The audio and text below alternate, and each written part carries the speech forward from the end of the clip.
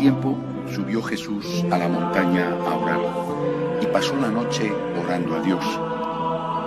Cuando se hizo de día, llamó a sus discípulos, escogió a 12 de ellos y los nombró apóstoles: Simón, al que puso de nombre Pedro, y Andrés, su hermano, Santiago, Juan, Felipe, Bartolomé, Mateo, Tomás, Santiago el de Alfeo, Simón apodado el Celotes, Judas el de Santiago y Judas Iscariote, que fue el traidor. Bajó del monte con ellos y se paró en un llano con un grupo grande de discípulos y de pueblo, procedente de toda Judea, de Jerusalén y de la costa de Tiro y de Sidón. Venían a oírlo y a que los curara de sus enfermedades. Los atormentados por espíritus inmundos quedaban curados y la gente trataba de tocarlo, porque salía de él una fuerza que los curaba a todos. Palabra del Señor.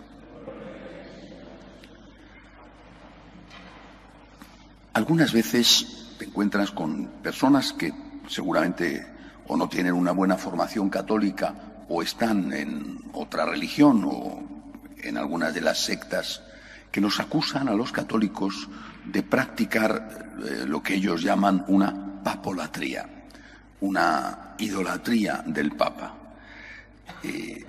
No digo yo que no haya alguno, como puede pasar con el cariño a la Virgen, por ejemplo, que se exceda y que cruce una línea, ¿no?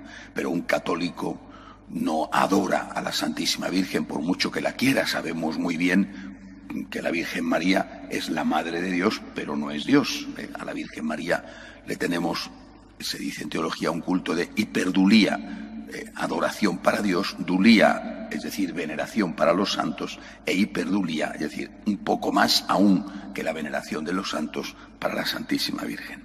Lo mismo pasa con el Papa. Bueno, el Papa, lógicamente, mientras que está vivo no es santo. Algunos, cuando mueren, son canonizados. Tenemos el caso reciente de San Juan Pablo II. Pero en ningún caso, nunca, un católico adora al Papa. Nunca. ¿Eso qué significa? Significa que para nosotros, católicos, lo esencial es Jesús, Cristo. Él es el fundador de la Iglesia. Él es Dios. Él sí es Dios.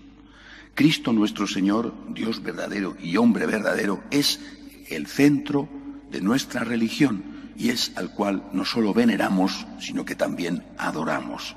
Este Cristo, transmitido fielmente por los evangelios, es la base de todo. Es decir, la palabra, el evangelio, y después los comentarios, como por ejemplo los de los Hechos de los Apóstoles o las cartas, entre otras las de San Pablo, son la palabra de Dios que nos transmite la enseñanza de Cristo y nos transmite esos comentarios que son las cartas, nos transmite la primera reflexión de la comunidad cristiana inicial. Esa es la clave de todo, ese es el fundamento. No podemos decir, nadie puede decir, y si lo dice, obra mal.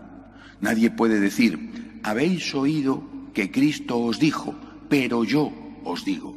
Nadie puede decir eso, nadie, ni el catequista, ni el cura, ni el obispo, ni el papa, nadie, porque eso sería colocarse por encima de Cristo, sería ponerse por encima de Dios, sería tratar a Jesucristo como un mensajero, respetado, venerable, pero como un mensajero nada más, y no tratarle como lo que es Dios.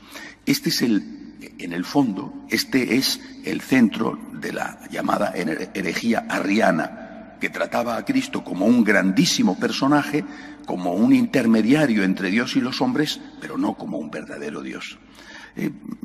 Digo esto porque hay que aclarar también que los apóstoles transmitieron fielmente el mensaje del Señor, jugándose la vida, y empezaron ya a adaptarlo. Pero una adaptación fiel a ese mensaje. Por ejemplo, cuando discuten sobre el tema de la comida, si había que comer, si se podían comer los alimentos prohibidos para los judíos, cuando ellos llegaban, como San Pablo o como San Pedro, a lugares donde no había judíos o donde la mayoría de los que se hacían cristianos no eran judíos. Es decir, la adaptación del mensaje se ha hecho siempre, es imprescindible. Nuestro Señor no habló ni una sola vez del aborto, porque en su cultura judía el aborto era impensable. Existía el aborto entre los griegos y los romanos, y por supuesto el Señor conocía que existía el aborto, pero Él hablaba a personas que no trataban ese tema, porque lo tenían completamente desterrado de su vida.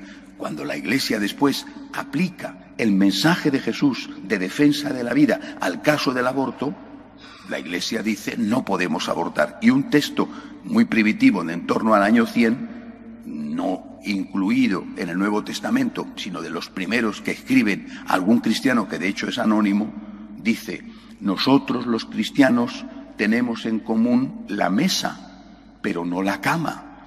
Distingue la vida cristiana del tipo de vida moral sexual de los paganos. Y añade: y no matamos a nuestros hijos en el vientre de su madre.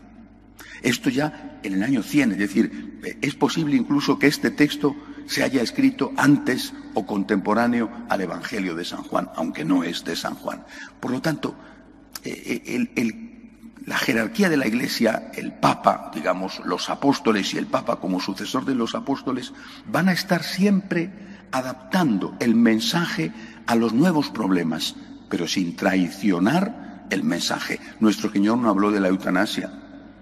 Nuestro Señor no habló de la fecundación in vitro, de la inseminación artificial, del uso de la energía atómica. Eran cosas que en aquel momento ni se lo pensaban los hombres. No podemos ni siquiera imaginar que nuestro Señor dijera a sus discípulos: mirad, el uso de las bombas atómicas hay que tener mucho cuidado con él. Se quedarían con los ojos cuadrados diciendo: ¿y eso de las bombas atómicas qué es? Bueno, por eso nosotros tenemos que tener siempre muy claro que el mensaje del Señor es el que manda. Quien manda y lo que manda es el Señor, transmitido fielmente a través de la palabra de Dios. Este es el fundamento de nuestra fe. Y nadie, absolutamente nadie, puede tocarlo. Se puede adaptar, se debe adaptar, pero adaptar sin traicionar. Adaptar para dar respuesta a problemas nuevos que van surgiendo. Como la medicina se adapta ante nuevas enfermedades, pero adaptar sin traicionar. Adaptar no de aquella manera que equivale a decir en la práctica: Jesucristo dijo, pero yo os digo. Pidamos al Señor que la Iglesia, que está construida sobre la roca de la palabra y la roca firme de los apóstoles, sea siempre fiel al mensaje de nuestro Señor. De pie, por favor.